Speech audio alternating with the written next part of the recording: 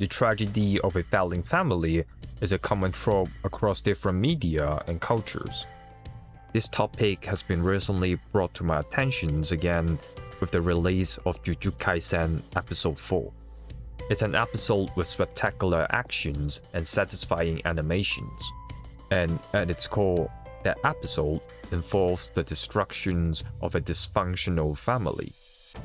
But this destruction is different from the one you see in Takopi Original Sin.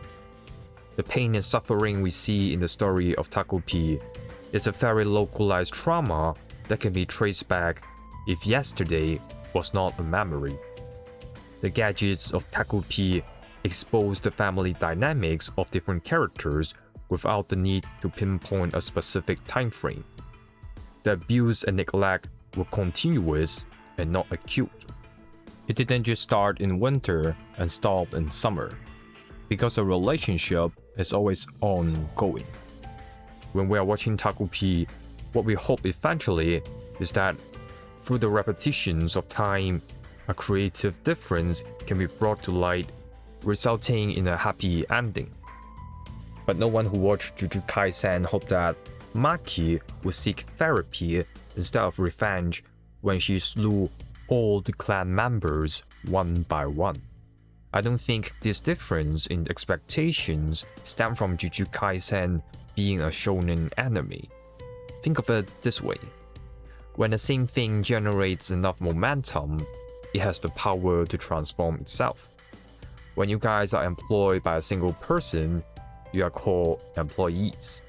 But when the numbers slowly rise from 1,000, 10,000 to 1,000,000, then they will suddenly call you a president. There's a difference between the salty teardrop and the ocean, and the difference is the ocean can breed red herring.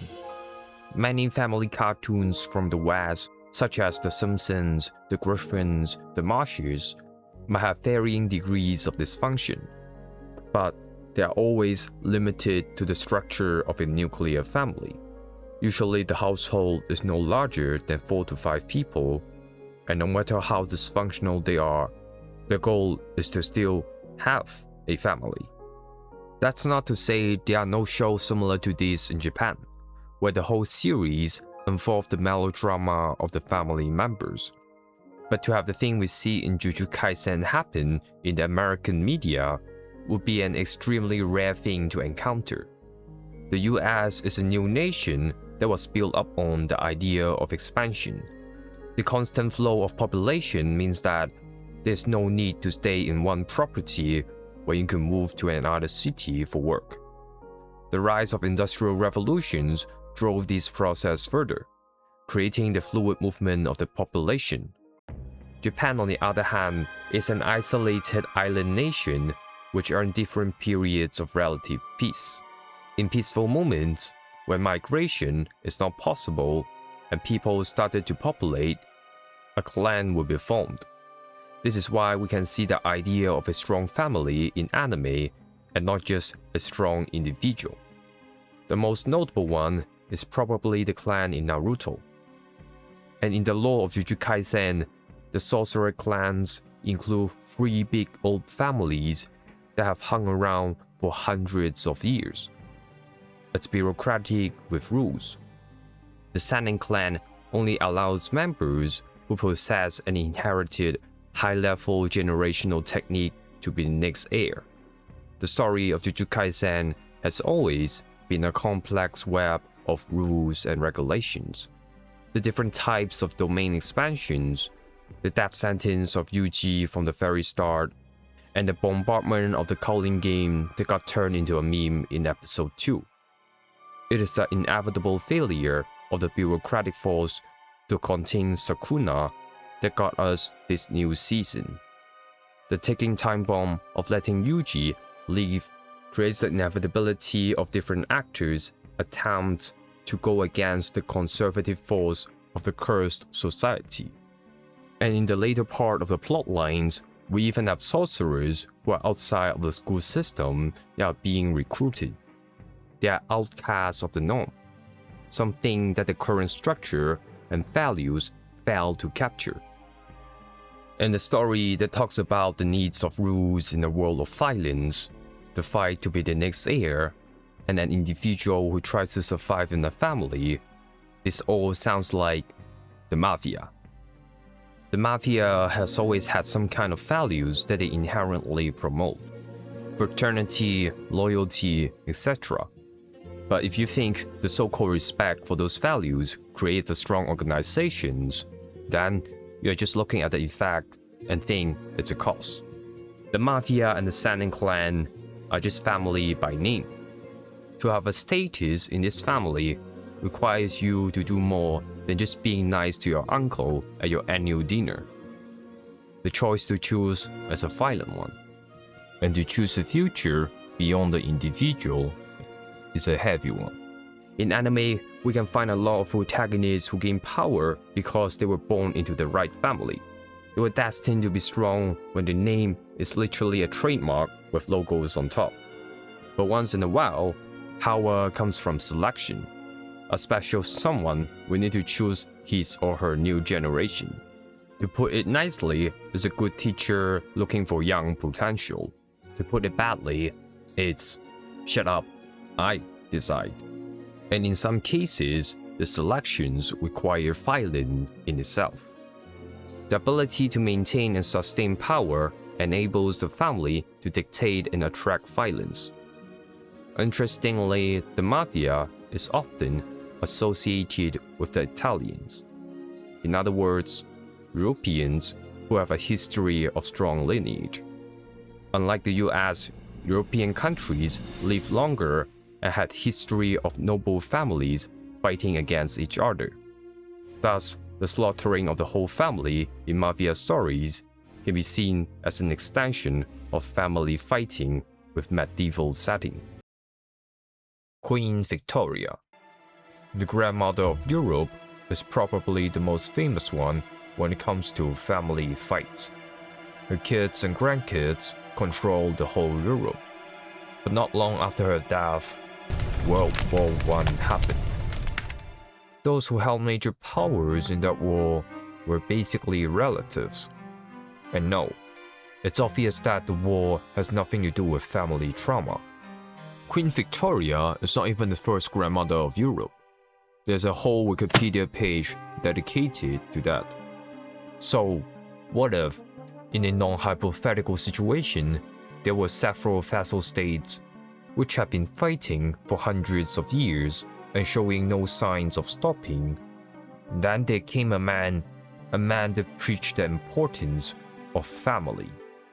The man is called Confucius. Confucius believed that the family is the cornerstone of society. If you can't even organize your household, how can you organize your country?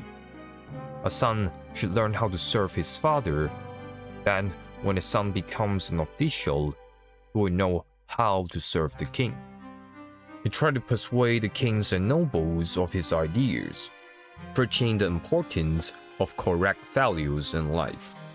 Perhaps the true journey is the family we made along the way. Quite literally, because the kings and nobles who fought each other at that time could actually be seen as semi-distant relatives.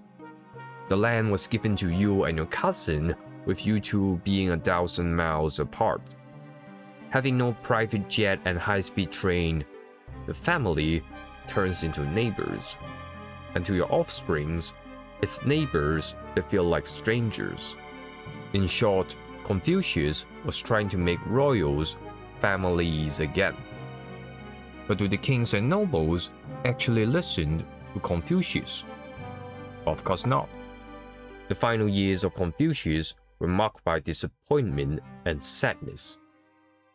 His legacy only gained significance 200 years after his death, because 200 years later, history had already killed most of the enemies and families. The country was finally reunited again under one banner with a new ruling family. Hence, the family business needed a great business slogan. The legacy of Confucius is a telling one, because it shows the Chinese have a pattern on the breeding of red herring. All ideas are meant to serve, and some serve to lie. A noble lie. The utility of the family is a utility to be used in the name of the family. Takopi can't save Maki because she doesn't need to be saved when the old rotten one is not thrown away. Family is a strange thing. It is not as real as a body or as abstract as imagination. Sometimes even friends can feel like your family. A kid can be adopted and feel like your own. So what is the best way to kill this idea of family when this idea acts like a vaporized solid? I think it can be killed with a smile. In episode 4, Maki Senen's mother, a character that doesn't even have her own name, screams with a screeching voice. The message is clear when Maki chose to turn her back against her mother's will and walk deep into the trap. Just once. Make me feel glad I gave birth to you. Maki. Originally, that's the end of the exchange. Chaos follows suit, and Maki needs to go on a killing spree. But then, her mom shows up again. This time, the dynamic changes.